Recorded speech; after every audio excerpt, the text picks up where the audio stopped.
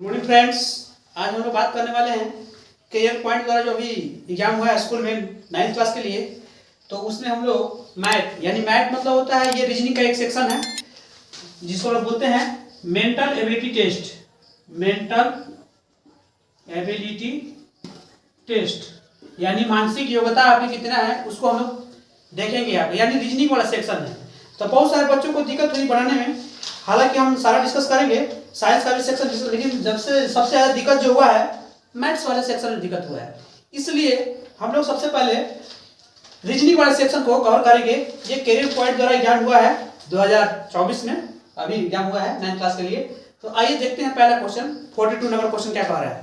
42 number question कह रहा है कि what comes in place of question mark. Question mark यहाँ पर है, देखिए what comes in place of question mark. Question mark की जगह पर क्या आएगा in the following letter series. ये लेटर सीरीज सबसे पहले आपको लेटर सीरीज पता होना चाहिए कि लेटर सीरीज क्या होता है। यानी जो भी हम लोग पढ़े बचपन में ए बी सी डी, इसी को बोलते हैं हम लोग लेटर सीरीज, जेड तक यहाँ तक ये जाता है उसको बोलते हैं लेटर सीरीज। तो इसको सॉल्व करने से पहले आपको पता होना चाहिए इन सभी लेटरों का कि ये कितने नंबर पे आते हैं, यानी इनका नंबरिंग याद होना चाहिए आपको। ये 1 2 3 4 इस तरह से आपको नंबरिंग पता होना चाहिए। ये 26 तक पूरा पता होना चाहिए, तभी जाके तुरंत यानी मिनटों में नहीं सेकंडों में बन सकता है ये, नहीं तो आपको बहुत समय लग सकता है। तो देखिए कैसे बनाते हैं। सबसे पहले हमारा सवाल यहाँ है और पूछ रहा है कि what comes in the question mark, यहाँ पर क्या आएगा। तो सबसे पहले हम सवाल को लिखते हैं वाई क्वेश्चन मार्क एम आई ई। अगर इस तरह का सवाल है तो कुछ नहीं करना है, सबसे पहले आपको नंबरिंग कर देना है। तो y कितना पे आता है, तो y आता है 25 पे, ये हमको नहीं पता है, ये हमको नहीं पता है। ये m आता है 13 पर और i आता है हमारा 9 पर, e आता है हमारा 5 पर। या तो आप इधर से कीजिए इधर से कीजिए, कोई दिक्कत नहीं। सबसे पहले नंबरिंग कर लेंगे, उसके बाद देखेंगे कि ये बढ़ रहा है कि घट रहा है, क्या पैटर्न पकड़ना है। तो पैटर्न पकड़ लिए इजीली सॉल्व हो जाएगा। सबसे पहले पैटर्न देखिए क्या हो रहा है, बढ़ रहा है, यानी बढ़ रहा है। तो कैसे बढ़ रहा है, देखिए 5 से बढ़ा 4 यानी 5 9 हो गया, यानी 5 हुआ 5 4 9 यानी +4 किया है यहाँ पर। फिर देखिए 9 से क्या हुआ है, 9 से 13 हुआ है, यानी फिर +4 किया है, यानी हमको पैटर्न पकड़ में आ रहा है कि +4 हो रहा है। आगे देखिए फिर कितना होगा, +4 पता नहीं है, आगे देखेंगे फिर कितना होगा +4। फिर आगे देखेंगे अगर +4 करने पर मेरा 25 आएगा तो हम समझेंगे कि पैटर्न सही है। 5 4 9 9 4 13 13 4 17 यानी यहाँ पर 17 होगा। 17 17 4 21 होगा। यहाँ पर क्या होगा 21 और 21 4 25, यानी हमारा पैटर्न पकड़ में आ गया।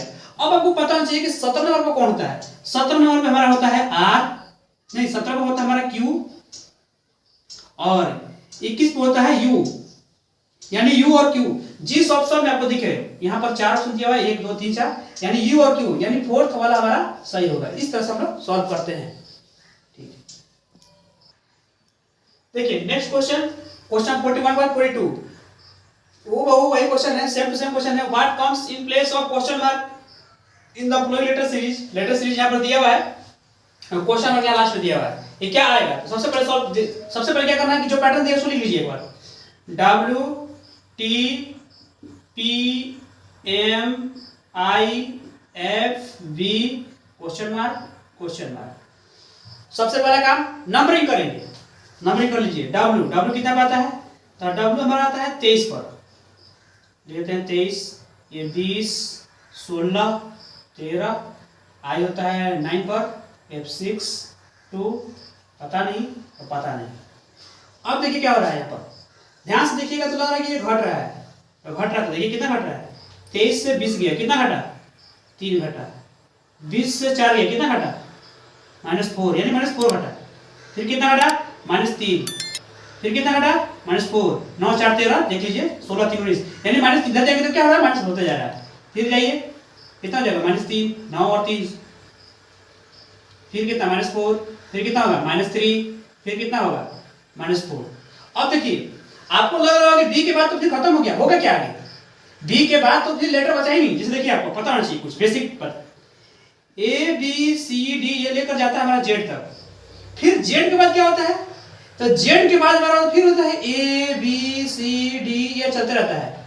ठीक उसी तरह से इधर भी यहाँ पर देखिए ए के बाद ए बी सी डी, फिर जेड के बाद ए बी सी डी, फिर ए के पहले आइएगा तो क्या आएगा जेड, जेड के पहले क्या आता है, जेड के पहले आता है वाई, फिर एक्स, फिर डब्ल्यू, भी, UTSTUVWXY इस तरह से चलता रहता है। तो यहाँ पर बढ़ाने के लिए पहले देखना पड़ेगा B से -3 करना है, यानी B से 3 घटाना है। तो B हमारा कहाँ है? B हमारा यहाँ है, B हमारा यहाँ है, और 3 कदम पीछे जाइए, 1 2 3, यानी हमारा क्या होगा यहाँ पर हमारा हो गया लेटर Y, और फिर क्या जाना है? -4 जाना है, -4 जाइए, फिर 4 कदम जाना पीछे, यहाँ से Y से 1 कदम 2 3 4, यानी कौन आया? U, यानी यहाँ पर क्या होगा? U, यानी इसी तरह से पैटर्न को बढ़ना है। तो Y और U देख लीजिए किस ऑप्शन में है, Y और U थर्ड ऑप्शन में है। ये हमारा होगा बनाने का तरीका यही है, ठीक है। देखिए 43 नंबर क्वेश्चन, ये डायरेक्शन सेंस टेस्ट जो होता है रीजनिंग का सेक्शन, उससे ये क्वेश्चन है। I am facing south. अब सबसे पहले आपको पता होना चाहिए कि डायरेक्शन कितने होते हैं। मेन डायरेक्शन जो होते हैं हमारे 4 होते हैं, मेन डायरेक्शन। यहाँ पर देखिए आपको समझा रहा हूँ शॉर्ट में, ये हमारा डायरेक्शन जो बनाने का तरीका है इस तरह से बनाते हैं। ये हमारा मेन डायरेक्शन है। मेन डायरेक्शन कितने होते हैं? 4 होते हैं। ये होता है हमारा नॉर्थ, ये हमारा साउथ, और हमेशा याद रखिएगा right side east. Right side आपका हमारा क्या होगा? ईस्ट कॉपी में, और ये हमारा हो गया वेस्ट। नॉर्थ को हम बोलते हैं उत्तर, इसको बोलते हैं पूरब, और इसको बोलते हैं दक्षिण, और इसको बोलते हैं पश्चिम। शॉर्ट में आपको मैं बता दिया। ये हमारे 4 मेन डायरेक्शन है। 4 मेन डायरेक्शन के बाद सब डायरेक्शन भी होते हैं। सब डायरेक्शन मैंने ये 90 डिग्री पर बने हुए हैं। 45 डिग्री के बीच में एक डायरेक्शन होता है। एक ये डायरेक्शन हुआ, और एक ये डायरेक्शन हुआ, और एक ये डायरेक्शन हुआ, और एक ये डायरेक्शन हुआ। इनका नाम क्या है? तो याद रखिए नॉर्थ और ईस्ट के बीच में है, इसका नाम हो जाएगा नॉर्थ ईस्ट। साउथ और ईस्ट के बीच में है, इसका नाम है साउथ ईस्ट। आप ईस्ट साउथ भी कर सकते हैं, कोई दिक्कत नहीं है। जो बोलने में आपको अच्छा लगे वही लेना है। यहाँ पर साउथ और वेस्ट के बीच में है, इसे बोलते हैं साउथ वेस्ट। और ये नॉर्थ और वेस्ट के बीच में इसको बोलते हैं हम लोग नॉर्थ वेस्ट, या वेस्ट नॉर्थ बोल सकते हैं, जैसे आपको बोलने की इच्छा है। ये हमारे 4 सब डायरेक्शन हुए, टोटल मिलाकर 8 डायरेक्शन हुए।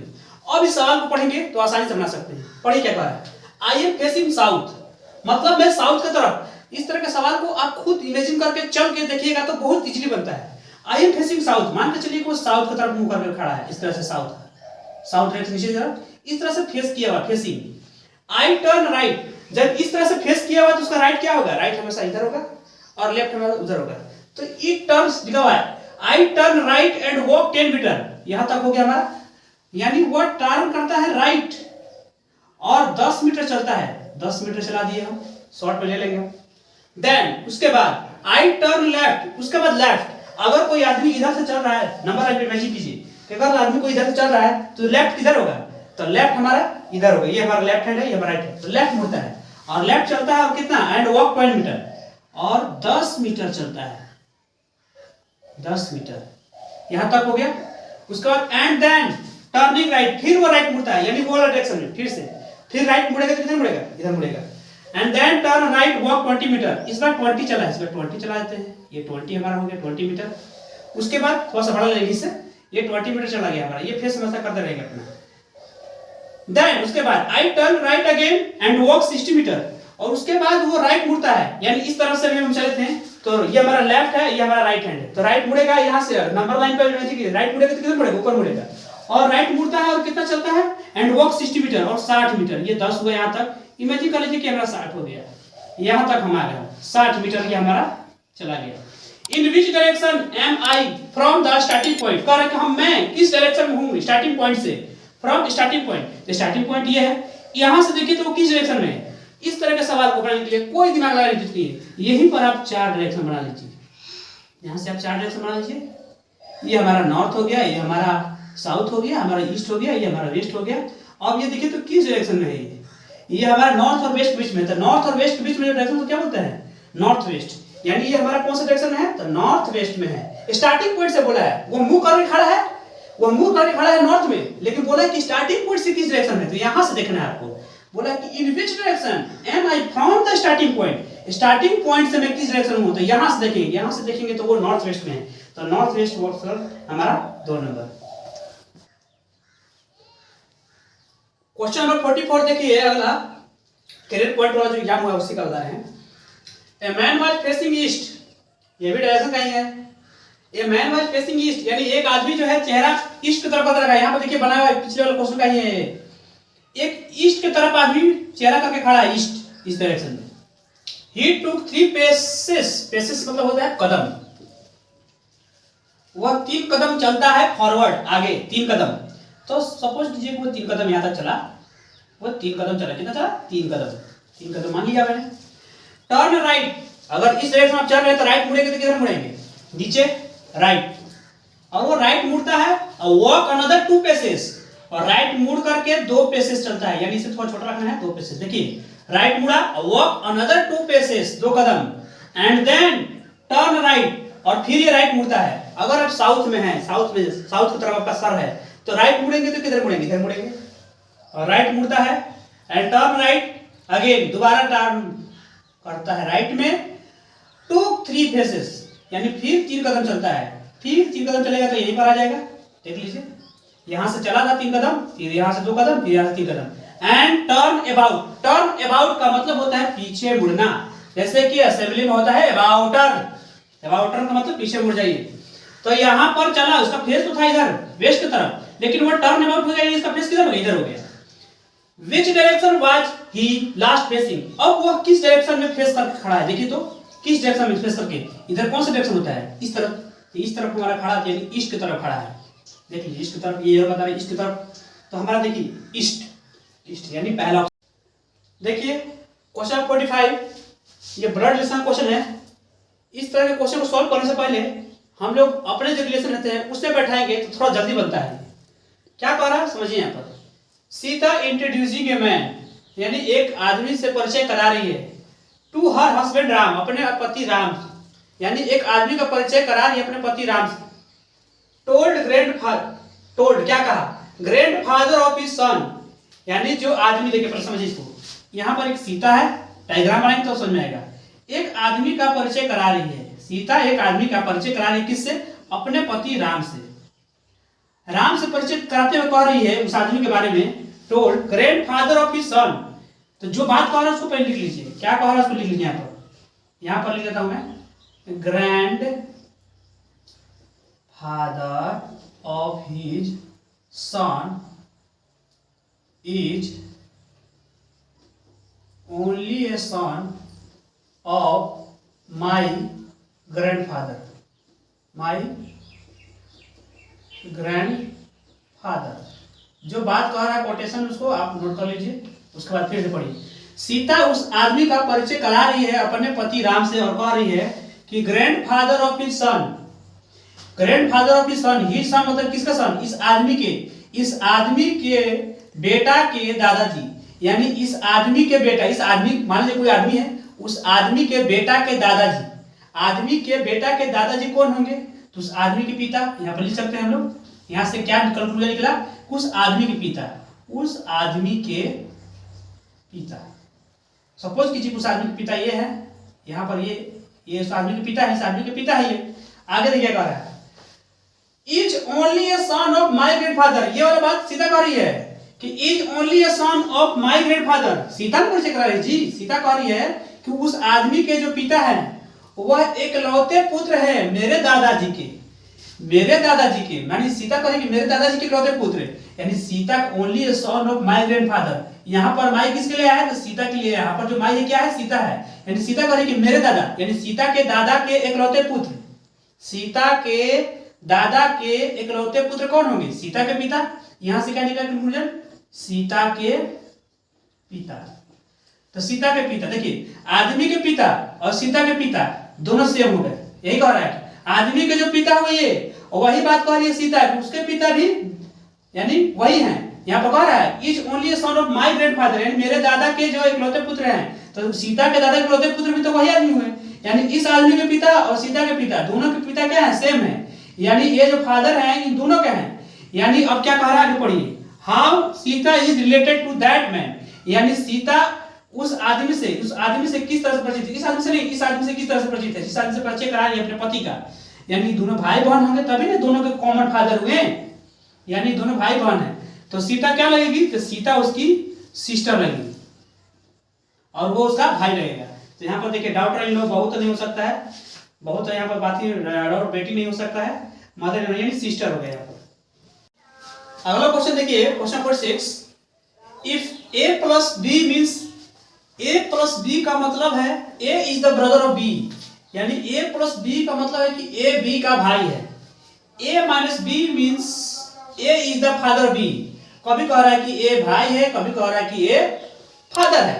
तो इस तरह के क्वेश्चन को सॉल्व करने से पहले हम लोग क्या करेंगे कि प्लस का मतलब यानी समझेंगे कि प्लस का मतलब क्या होता है भाई। यहाँ पर लिख लेंगे हम शॉर्ट में कि प्लस मतलब होता है ब्रदर, ब्रदर मतलब भाई। उसका क्या कह रहा है A minus B means A is the father, minus मतलब फादर। जो जो शब्द बता रहा है उसको लिख लीजिए। A into B means wife, यानी गुना का मतलब वाइफ होता है, यानी पत्नी। गुना का मतलब पत्नी is the wife of B, यानी ए बी बार बार आ रहा है। तो समझिए कि प्लस का मतलब ब्रदर होता है, माइनस का मतलब फादर होता है, गुना का मतलब ये होता है। देन ये वाला आपको फाइंड करना है। देन P इंटू देन आपको फाइंड करना है P into R minus S plus T. इसको सॉल्व करके बताइए और उसके बाद इसमें ऑप्शन में लगाना है इसका मतलब क्या होगा। तो पहले आइए लिखते हैं हम लोग यहाँ पर समझिए, इसको समझाते हैं। P गुना का मतलब क्या दिया है, गुना का मतलब दिया है वाइफ, यानी P पत्नी है। जैसे बोला था ना कि ए भाई है, तो P गुना का मतलब क्या है वाइफ, P पत्नी है, आपको वाइफ लिख दीजिए। P वाइफ है आर की, फिर यहाँ पर एरो दीजिए। आर माइनस का मतलब क्या बता रहा है, माइनस का मतलब बता रहा है फादर, तो यहाँ पर फादर लिख दीजिए। फिर उसके बाद एस लिखा हुआ है, एस लिख दीजिए। फिर इसको एरो दीजिए प्लस, प्लस जो भी सिंबल है उसका यहाँ पर लिखना है सिंबल। प्लस का मतलब क्या है ब्रदर, ब्रदर। उसके बाद क्या दे रहा है टी।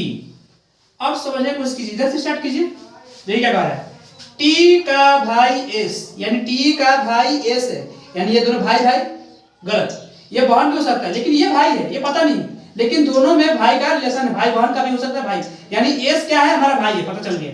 यानी ये दोनों बहन भाई दो भी हो सकता है, ये भाई पक्का है, ये भाई है, ये लड़की हो सकता है, लड़का दोनों हो सकता है। यानी एस क्या है ब्रदर है टी का। और फिर कह रहा है आर फादर है एस के, यानी आर जब फादर हुए एस के तो टी के भी तो फादर हुए, यानी आर जब फादर हुए एस के तो टी के भी फादर हुए, क्योंकि इसके पिता है तो टी के भी पिता हुए, यानी दोनों के पिता हुए आर और पिता के वाइफ यानी पिता की पत्नी पी, यानी पिता की पत्नी पी, यानी पिता की पत्नी पी मतलब दोनों की मां हुई, और ये दोनों हस्बैंड वाइफ, ये दोनों भाई बहन या भाई भाई। अब समझिए यहाँ पर ऑप्शन देखिए क्या है। पहला option T is the mother of T, T जो है माँ है टी की, हाँ माँ है, चाहे वो भाई हो चाहे बहन हो, टी तो माँ है, क्योंकि यहाँ पर ये भाई के पिता, पिता की माँ, पिता की पत्नी तो माँ ही ना हुई, तो ये पी हमारी क्या है माँ है, दोनों की माँ है, ये सही है। आगे देखिए T is the sister of T, T is the sister of, हाँ टी तो बहन है लेकिन पी की नहीं है, पी तो उसकी माँ है, ये तो गड़बड़ है। R is the grandfather of T, grandfather, इसमें ग्रैंडफादर तो कहीं बताया ही नहीं है, आर कैसे ग्रैंडफादर हो सकते हैं, ऐसा तो हम लोग रिसर्च कभी देखा ही नहीं है अभी तक। T and R are sister, T and R नहीं, ये भी गलत है, टी के पिता है आर तो सिस्टर कहां से, यानी पहला ऑप्शन हमारा सही होगा। अगला क्वेश्चन देखिए 47 नंबर। In the below diagram, diagram देखिए यहाँ पर दिया हुआ है, how many literates are in employment, यानी कितने ऐसे लिटरेट पढ़े लिखे इंसान साक्षर आर इन एम्प्लॉयमेंट यानी रोजगार में हैं।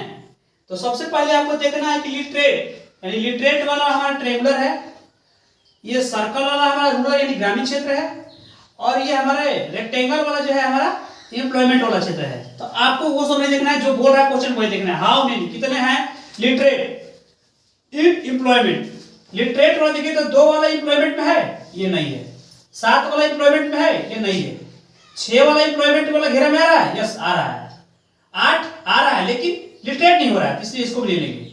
ये एक देखिए रूरल में भी आ रहा है, 40 में भी आ रहा है, यानी ऐसा जो कर रहा है क्वेश्चन के हिसाब से जो लिटरेट होना चाहिए और एम्प्लॉयमेंट होना चाहिए, तो ये तो हमको देखने में लग रहा है कि सिर्फ 6 है, 6 है ऑप्शन में, यस ये 6 होगा। नेक्स्ट क्वेश्चन देखिए 48 number. In the below diagram, यहाँ पर डायग्राम दिया हुआ है, the number of man, number of main यानी मेन का देखिए, ये वाला मेन का डायग्राम है, ये वाला ये हमारा मेन का डायग्राम है, हु आर मैरिड, और ये वाला मैरिड का डायग्राम है, ये मैरिड है गया, एंड इन सर्विस ये वाला सर्विस का डायग्राम है। तीनों डायग्राम बटे हैं, ध्यान से देख लीजिए, क्वेश्चन को ध्यान से पढ़िए 2 बार 3 बार तभी जाके बनेगा। आगे देखिए, in the below diagram the number of men who are married and in service. कह रहा है कि ऐसे आदमियों की संख्या बताइए जो मैरिड भी हो और सर्विस में भी हो। ध्यान से देखिए, यहां देखिए मैरिड में तो 4 3, ये भी मैरिड है, ये भी मैरिड है, ये भी मैरिड है, ये भी मैरिड है। लेकिन क्या पता मैरिड वाले महिलाएं भी हो सकती हैं, सर्विस वाले महिलाएं भी हो सकती हैं, और इसमें तो सिर्फ मेन है। यानी आपको क्या कह रहा है, नंबर ऑफ मेन निकालना है। Find the number of in the below diagram the number of men who are married and in service. कह रहा है कि इन द बिलो डायग्राम में मेन बताइए जो मैरिड भी हैं और सर्विस में है। यानी ये देखिए 8 मैरिड तो है लेकिन सर्विस में नहीं है, 6 मैरिड तो है और सर्विस में भी है। देखिए 6 जो है मैरिड वाला डायग्राम में भी आ रहा है और सर्विस वाला में भी आ रहा है और मेन में भी आ रहा है। 3 को लीजिएगा तो मेन में नहीं आ रहा है लेकिन मैरिड और सर्विस दोनों में आ जा रहा है, इसलिए ये नहीं होगा, हमारा 6 होगा। बाकी सब कुछ चेक कर लीजिए। 7 हमारा मेन है लेकिन सर्विस में है, मैरिड नहीं है।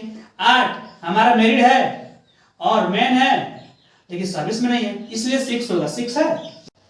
अगला क्वेश्चन है, if divide means plus, minus means divide, into means minus and plus means into. इस तरह के सवाल को देख करके सबसे पहले क्या करना है कि जो आपके पास दिया हुआ है नंबरिंग उसको उतार लीजिए और जहां जहां सिंबल उसको चेंज कर देना है। तो आप सिर्फ उतार लीजिए 36 छोड़ दीजिए जगह 4 ब्रैकेट बंद कर दीजिए, यहां पर बैठा दिए चलते हैं। चलिए देखिए, गुना का मतलब क्या कर रहा है, गुना मतलब माइनस, तो यहाँ पर माइनस डाल दीजिए, हो गया। माइनस का मतलब क्या कर रहा है, माइनस का मतलब माइनस मींस भागा, तो यहाँ पर भागा डाल दीजिए। बाकी नंबर को उतारते जाना है एज इट। 8 का 8 उतरा, गुना मींस क्या कर रहा है माइनस, यहाँ पर माइनस दे दीजिए 4। उसके बाद ऐसे होल बटा हो गया। उसके बाद आइए 4 का 4 प्लस मींस क्या कह रहा है, प्लस मींस देखिए लास्ट में का प्लस मींस गुना, तो यहाँ पर गुना कर दीजिए 8। गुना का मतलब क्या कर रहा है, गुना का मतलब होता है माइनस, तो यहाँ पर माइनस डाल दीजिए और 2 उतार दीजिए। उसके बाद प्लस मींस गुना, तो गुना कर दीजिए। उसके बाद क्या है 16, तो 16 उतार दीजिए। भागा मींस प्लस कर दीजिए। सिंबल 1 है तो 1 उतार दीजिए। जैसा है उसी उतार देना है। उसके बाद अब आप जो जानते हैं बोर्ड क्लास का नियम उसके हिसाब से सॉल्व कीजिए। सबसे पहले ब्रैकेट का नियम, सबसे पहले ब्रैकेट को सॉल्व करेंगे। तो 36 में से 4 गया तो कितना बचा, यहाँ पर 32 बचेगा। 32 को डिवाइड करना है 8 से, उसके बाद -4।